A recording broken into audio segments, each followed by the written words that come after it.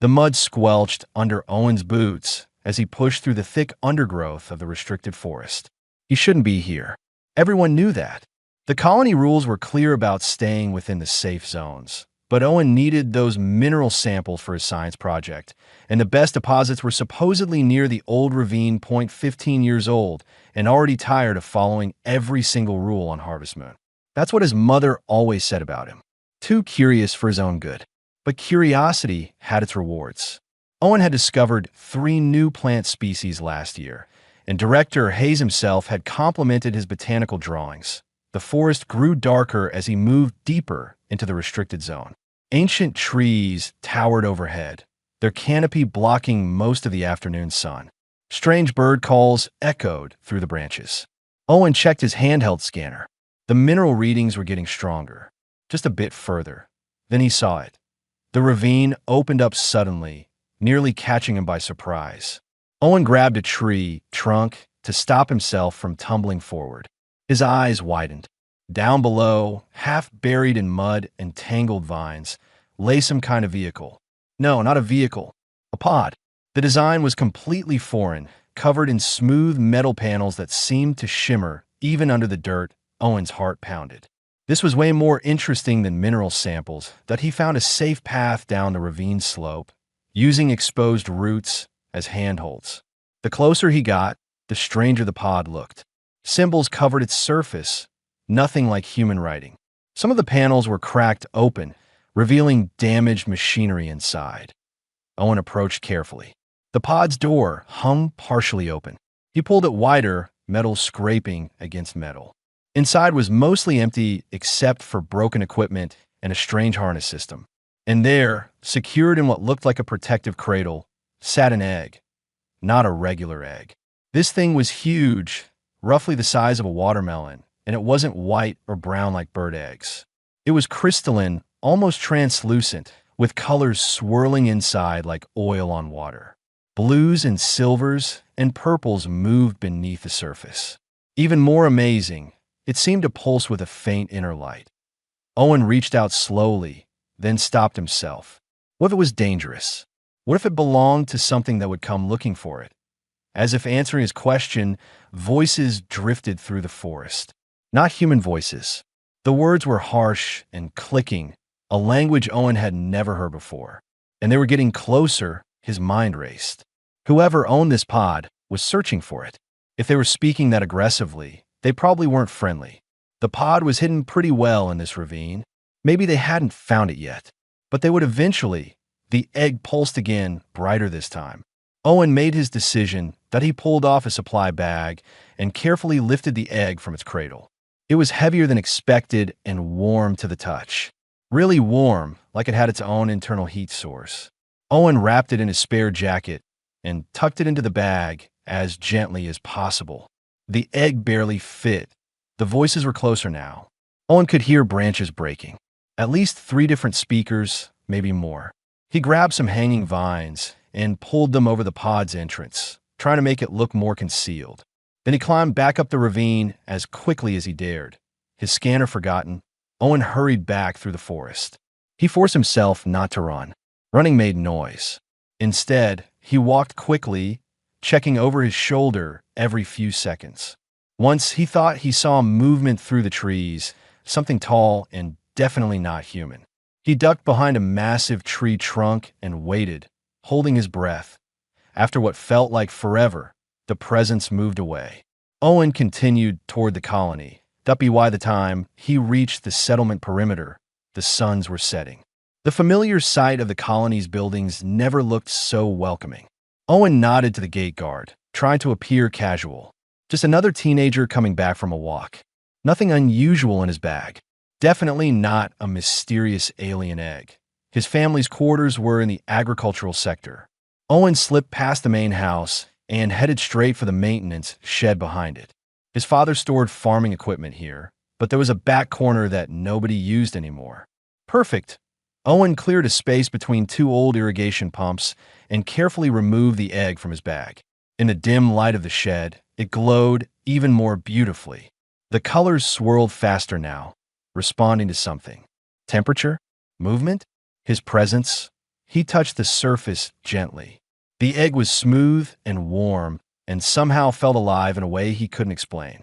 It vibrated slightly under his fingertips, a sensation that traveled up his arm and settled somewhere in his chest. Not painful, more like recognition. "What are you?" Owen whispered. The egg pulsed in response, brighter for just a moment.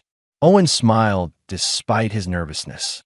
Whatever was inside this thing, it was alive and aware. He couldn't just leave it to die in that crash pod. He couldn't let those searchers find it either. Something told him they didn't have good intentions. Owen spent the next hour setting up a hiding spot. He found some old thermal blankets and created a nest. The egg seemed to appreciate the warmth. He stared at it for a long time, wondering what he'd gotten himself into. "I'll keep you safe," he promised quietly. "Whatever you are." The egg glowed softly, and Owen felt that strange vibration in his chest again. Like an answer, like trust that he had no idea his life had just changed forever. 3 days had passed since Owen brought the egg home, and he'd barely slept. Every spare moment was spent in that maintenance shed, watching over his secret. The egg had grown warmer, its internal light pulsing more frequently. Something was happening. Something soon. Owen dragged another heat lamp into the shed, positioning it near the nest. His father used these for starting seedlings in cold weather. Hopefully, they'd work for alien eggs too. He'd read every xenobiology file in the colony database, searching for anything that matched what he had. Nothing came close. "You're going to get caught," a voice said from the doorway. Owen spun around, his heart jumping into his throat. Beth stood there, arms crossed, looking way too smug for an 11-year-old. "How long have you been spying on me?" Owen demanded. 3 days, Beth said simply. She walked past him and stared at the egg. "Wow, it's beautiful. What is it?" Owen considered lying. Then he realized how stupid that would be. Beth had already seen everything. "I don't know. I found it in the forest. It was in a crashed pod." Beth's eyes went wide. "You stole an alien egg?" "I didn't steal it. I rescued it. There were these searchers and they sounded mean, and I couldn't leave it there." Beth nodded slowly. Then she grinned. "This is the coolest thing you've ever done."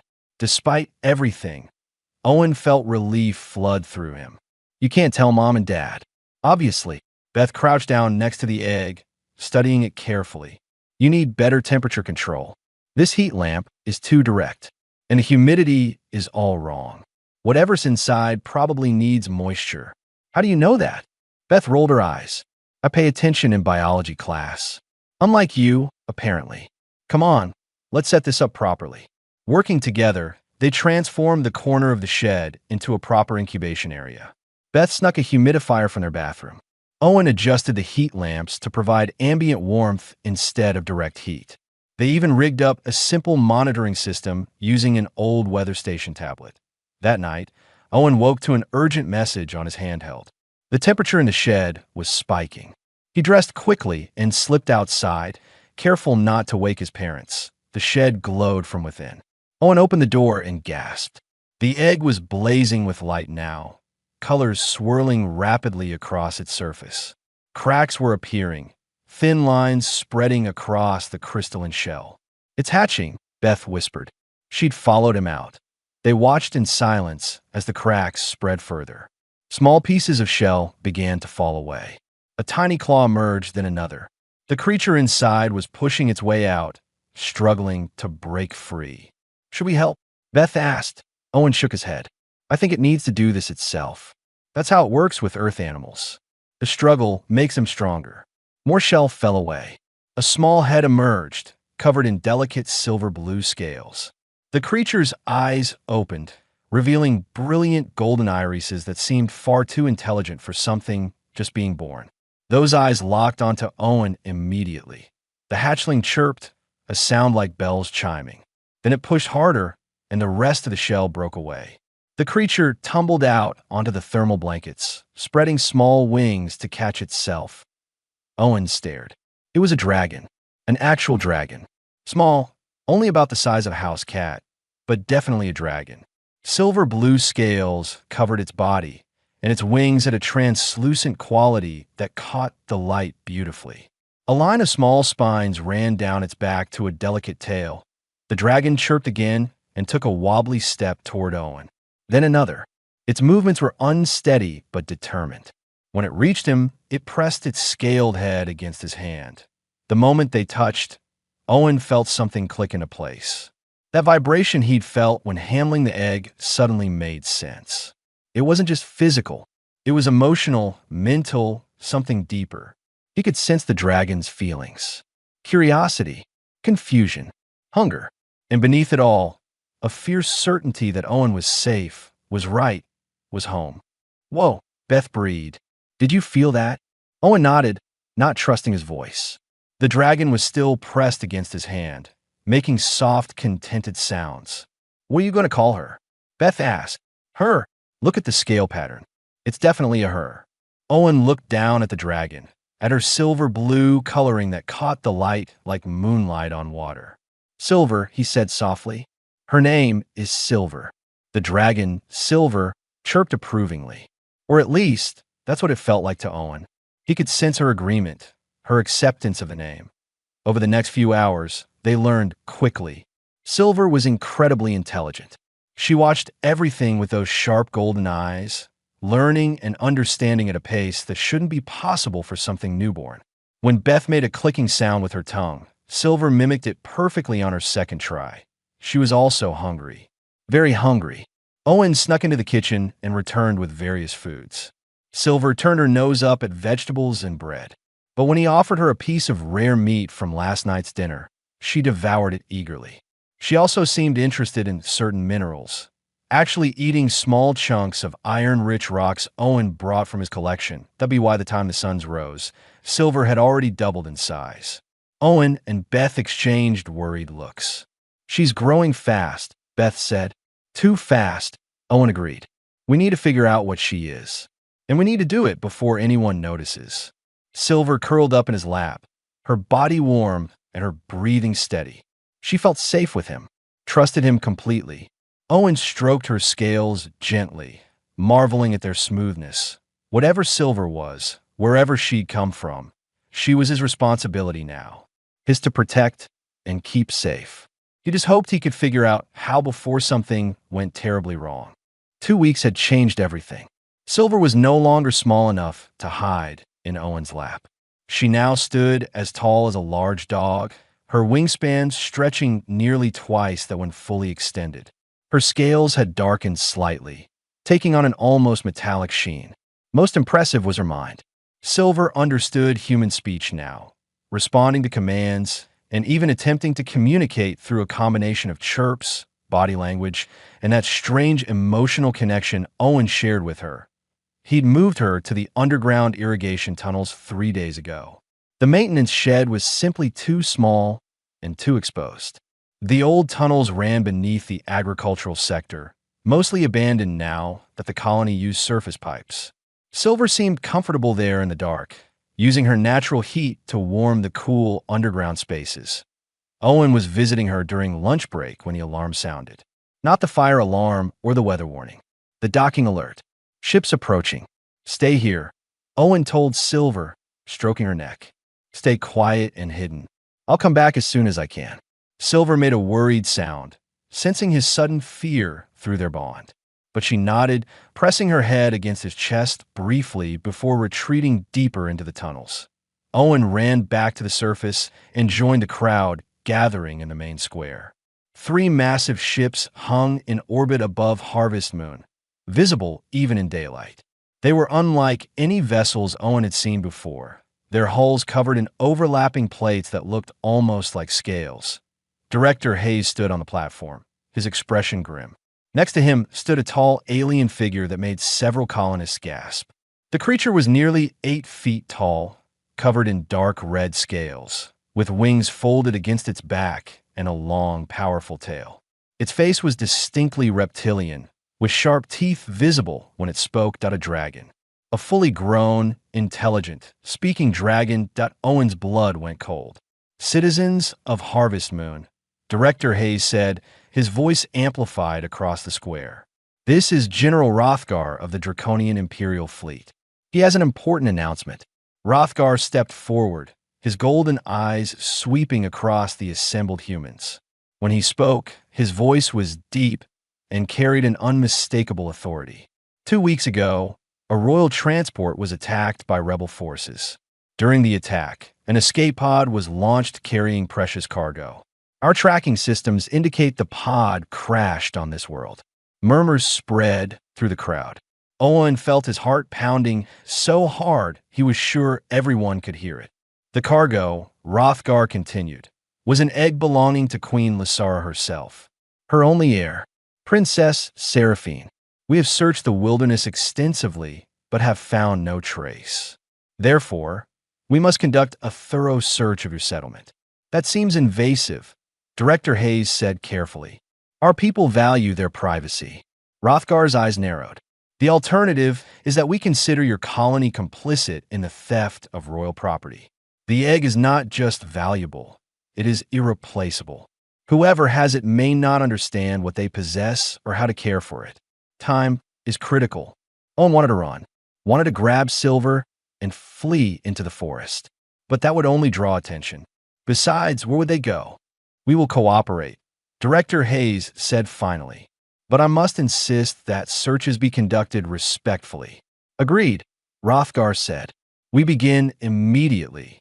The next 3 days were the longest of Owen's life.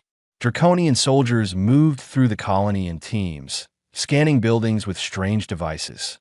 They were surprisingly polite, always asking permission before entering homes. But they were thorough.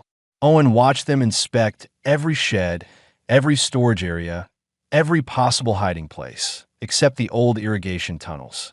Nobody remembered those existed anymore. The colony records listed them as sealed off years ago after the new surface system was installed.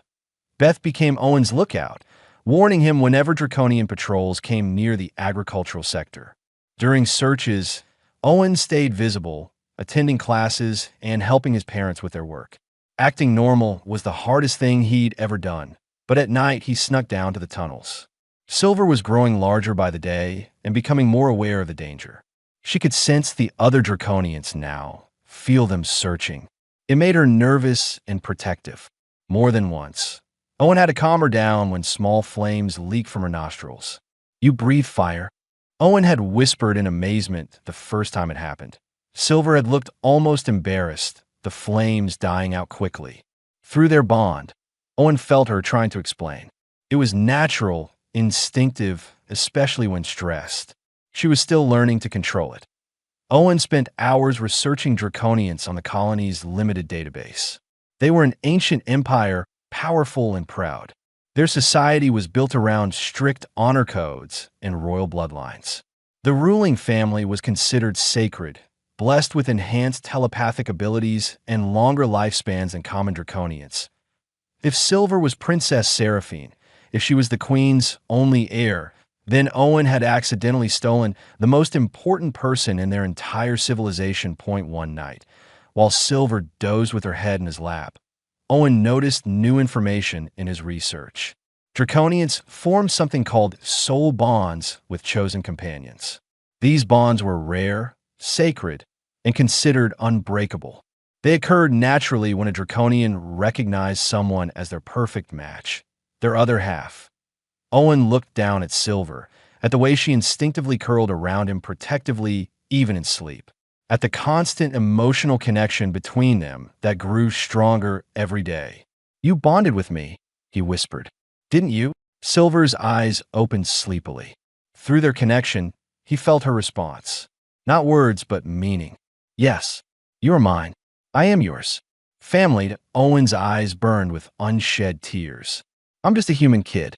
You're supposed to be a princess. Silver made a soft rumbling sound, pressing closer.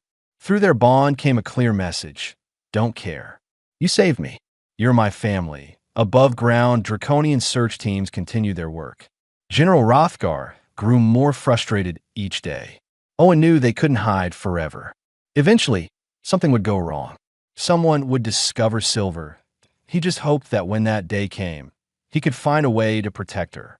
A month passed, and the impossible became routine. Silver had grown to the size of a small horse now, her movements graceful despite her increasing bulk. The draconian searches continued, but with less intensity. Owen overheard General Rothgar telling Director Hayes that he believed the egg must have been destroyed in the crash after all. They would search for another week, then withdraw. Owen should have felt relieved. Instead, guilt gnawed at him constantly. He was lying to everyone, to the colony, to an entire empire. He was keeping a princess hidden in underground tunnels like some kind of criminal. But every time he considered revealing the truth, he'd look into Silver's golden eyes and feel her absolute trust through their bond. She didn't want to leave him. The thought of being taken away terrified her. Owen couldn't betray that trust. Even if keeping her meant living with constant fear of discovery, he'd found a larger space for her now, an abandoned mining cave about a mile outside the colony perimeter. Beth helped him smuggle supplies there. Blankets, food, books. Silver was fascinated by books. She couldn't read yet, but she loved looking at pictures and having Owen explain them. "You're teaching a dragon princess to read human books," Beth pointed out one evening as they hiked back from the cave. "That's absolutely insane." Owen laughed despite himself. "Yeah, it really is. Are you going to keep her forever? After the Draconians leave?" The question hung in the air between them. Owen didn't have an answer. He'd been avoiding thinking about the future, focusing only on getting through each day. That night, he brought Silver a book about earth animals. She especially loved the pictures of wolves. Owen sat beside her, his back against her warm, scaled side, and talked about pack behavior and family structures. "Wolves protect each other," he explained. "They work together, take care of the young ones, defend their territory. They're loyal." Silver made a thoughtful rumbling sound. Then, to Owen's shock, she projected an image directly into his mind. Not words, but a memory. He saw through her eyes from when she was still in the egg. Felt her awareness even then. Sensed a presence nearby, vast and loving. Her mother, Queen Lysura. The memory shifted. Sudden violence. The pod shaking. Fear. Loneliness. Cold. Then warmth returning. Safety. Owen's hands lifting her free. Owen's voice promising protection. The moment of hatching, seeing Owen's face and knowing with absolute certainty, "This is my family." When the memory faded, Owen found tears on his cheeks. "You remember all of that?"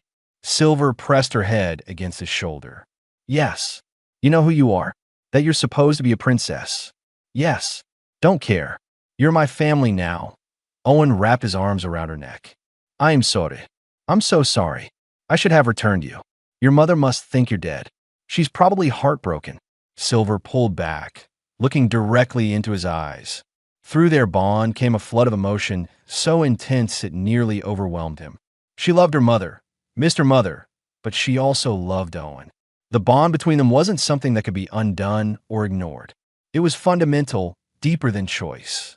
"I don't know what to do," Owen whispered. Silver had no answer for that. She simply stayed close, offering comfort the only way she knew how. The next few weeks brought changes. Owen's parents finally confronted him about his strange behavior. He lied, saying he was working on a special project for school. They didn't believe him, but they also didn't push too hard. His grades were good, and he wasn't getting into trouble, so they decided to trust him. Silver's abilities continued developing. She could control her fire now, producing flames that ranged from tiny sparks to substantial bursts. Her telepathy was growing stronger too. She could send emotions and simple concepts to Owen easily.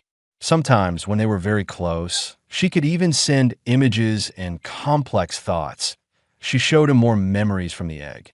Her mother singing to her, a haunting melody that resonated even through the shell.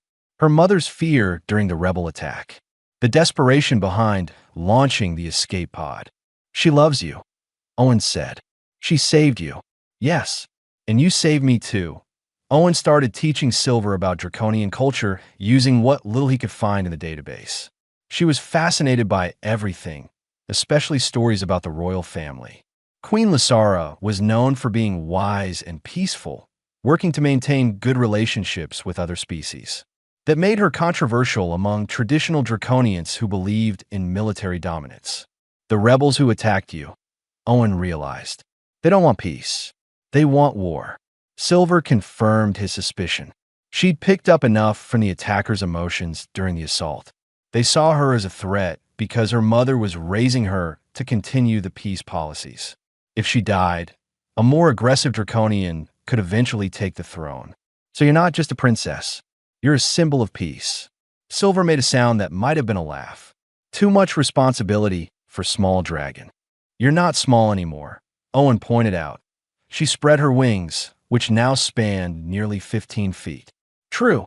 Growing up fast, they sat together in comfortable silence, watching the colony lights through the cave entrance.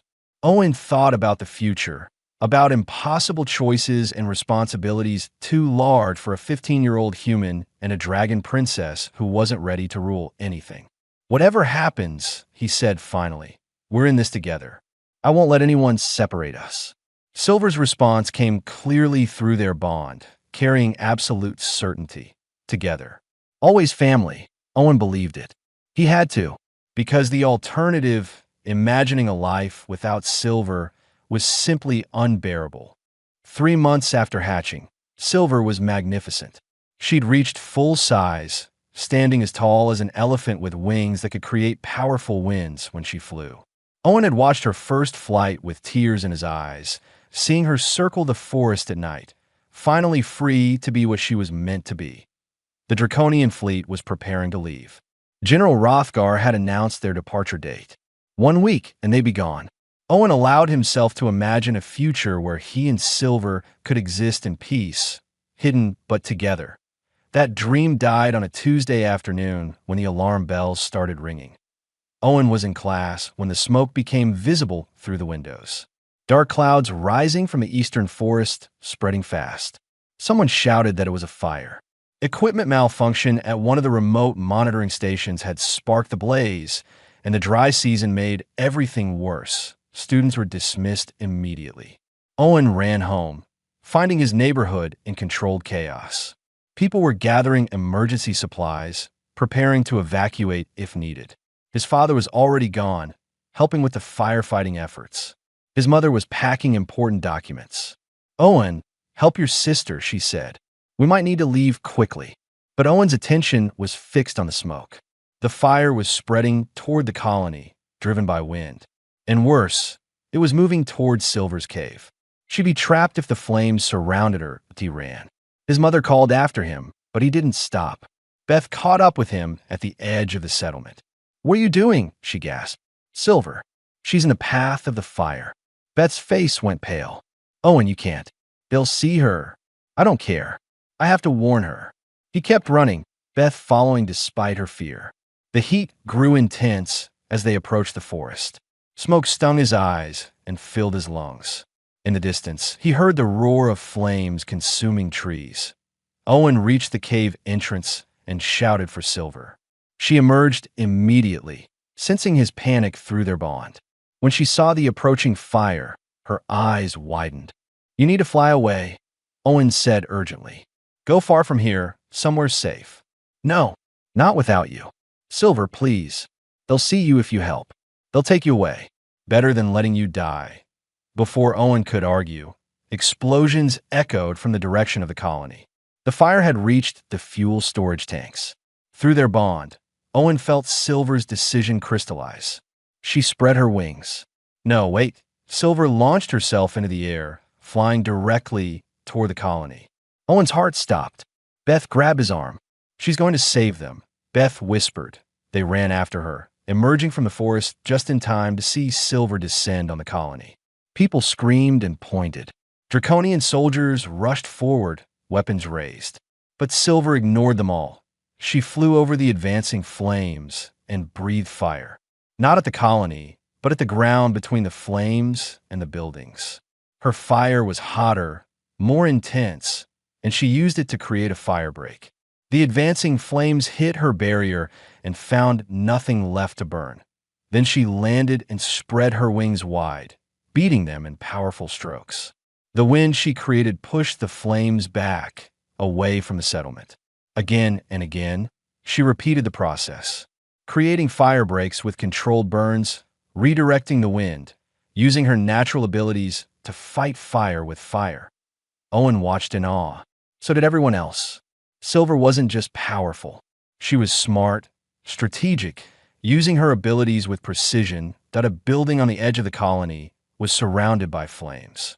People were trapped inside, including Owen's family. He could see his mother at the window, holding Beth's younger brother. His father was trying to break through the back door, but the fire was too intense. Owen felt Silver sense his terror through their bond. She turned, located the building, and flew straight toward it.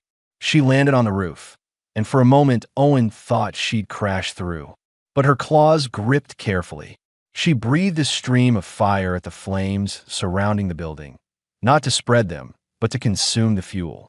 Where her fire touched, the wild flames died out, starved of material to burn. Then she tore part of the roof away and reached down with her claws, incredibly gentle, and lifted Owen's family out one by one. His mother, his father, little Brian. She set them down safely away from the danger. More people were trapped in different areas. Silver flew to each location, fighting the fire with fire, rescuing people with careful precision. She worked tirelessly, her scales glowing with heat, until finally the fire department's equipment arrived and could take over. When it was done, Silver landed in the middle of the main square. She was exhausted, smoke rising from her scales, breathing hard, and she was surrounded by hundreds of colonists and dozens of draconian soldiers. Owen pushed through the crowd and ran to her side. Silver. She lowered her head to him, and he pressed his forehead against her snout. You're not hurt. I'm Euphina. You saved everyone. He looked around at the crowd. She saved everyone. General Rothgar strode forward, his expression unreadable. He stopped a few feet away, studying Silver carefully. Then his eyes widened with recognition. Princess Seraphine. He breathed. Silver straightened, meeting his gaze directly. Yes. The word came telepathically, clear enough that even those without the bond could feel its meaning. Owen felt Silver gather her courage, felt her decision through their connection. She moved to stand protectively over Owen, one wing curving around him like a shield. Mine, my bonded guardian. My family at Rothgar's hand moved to a communication device. Alert the Queen. We have found her daughter. She lives, and she is bonded with a human. The words fell like stones into water, ripples spreading through the crowd. Beth appeared at Owen's other side, her hand finding his. In the distance, sirens still wailed. Smoke still filled the air, but Owen barely noticed any of it. He could only stare at Rothgar, at the draconian soldiers closing in, and wonder what happened next. The colonists formed a wall between Silver and the draconian soldiers. Owen's father stood at the front, still covered in soot from the fire. Other families Silver had saved stood beside him. Even Director Hayes positioned himself between the soldiers and the dragon. Nobody is taking her anywhere, Director Hayes said firmly. General Rothgar raised his hand, stopping his soldiers from advancing. She is Princess Seraphine, heir to the draconian throne. She must be returned to her mother immediately. She just saved our entire colony, Owen's mother said, her voice shaking but determined. She risked being discovered to protect us. We won't let you drag her away like property. She is not property, Rothgar growled. She is royalty. She is my daughter, a new voice said, resonating with power that made everyone freeze. A hologram materialized in the center of the square, projected from one of the draconian ships above. The figure was massive, easily 12 feet tall, covered in deep blue scales that seemed to absorb light. Her wings were folded majestically behind her, and her golden eyes held centuries of wisdom. Queen Lysara herself. Silver made a sound Owen had never heard before, something between a cry and a song. Mother, the queen's stern expression cracked. Seraphine, my daughter, you live. For a moment, nothing else mattered. Owen felt through their bond what Silver felt. The love, the longing, the desperate need to be held by her mother again. It hurt to witness something so private, so pure. But Owen also felt Silver's other emotions. The love for him, the bond that connected them, the certainty that she could not leave him. She was caught between two loves, two families, two impossible choices. General Rothgar has informed me of the situation, Queen Lysara continued, her gaze shifting to Owen.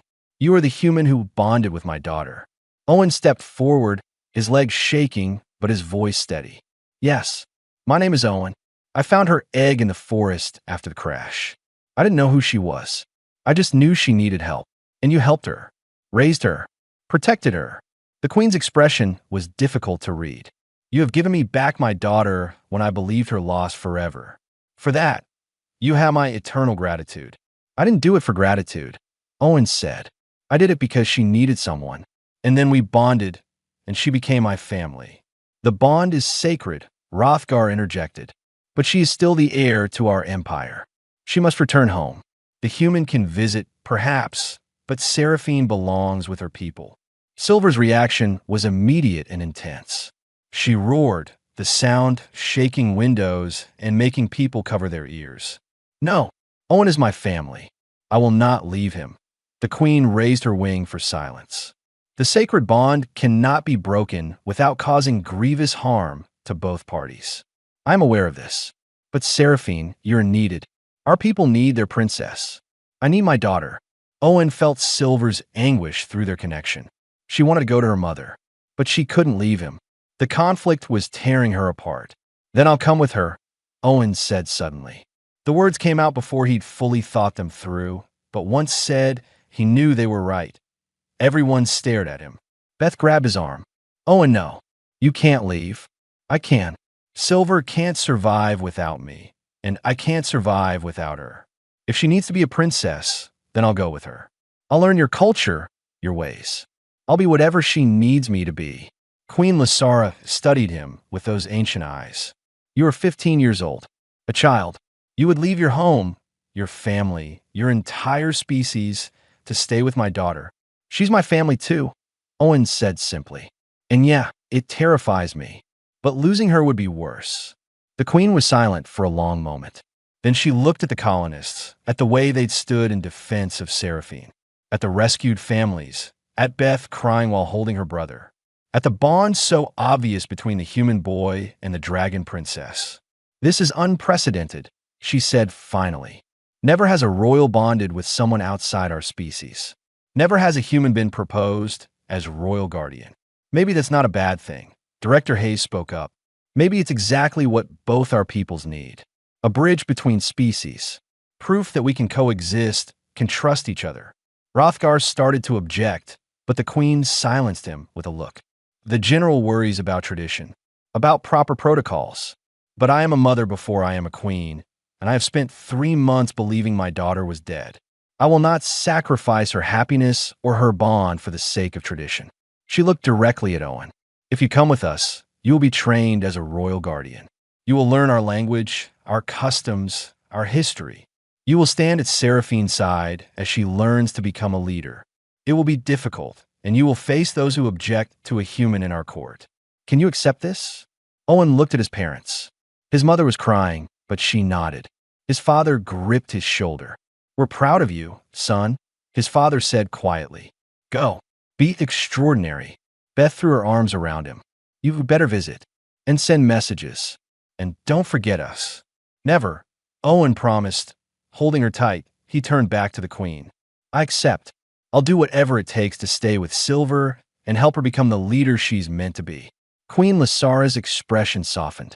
Then you are welcome in my home, Owen of Harvest Moon. You have saved my daughter twice now. First from death, and now from a life without her chosen bond. Both our peoples will remember this day. Silver wrapped her wing around Owen, pulling him close. Together. Always family. Always. Owen agreed. A week later, Owen stood in the royal ship's observation deck, watching Harvest Moon grow smaller through the viewport. Beth and his parents had said their goodbyes. The colony had thrown a celebration, calling him a hero even though he didn't feel like one. Silver sat beside him, her presence warm and comforting.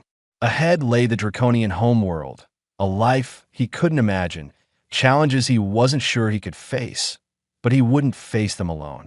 Silver nudged him gently, and through their bond came a feeling of absolute certainty. They would figure out together.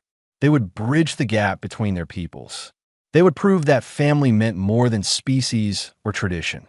Owen smiled and rested his hand on Silver's scales. Ready for this? Always ready. With you. And somehow, that was enough.